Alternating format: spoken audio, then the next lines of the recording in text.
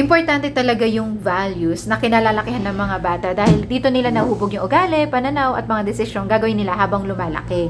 Their environment has a big impact lalo na yung mga taong palagi nilang kasama sa bahay at yung mga nakakasalumuhan nila araw-araw. So remember, kids learn not only on what we say to them, but they learn more on our actions. By watching us, yun talaga yung mga napansin ko at na-observe ko kung ano yung normal sa paligid nila, yun yung nagiging basihan nila kung ano yung tama, mali o yung acceptable.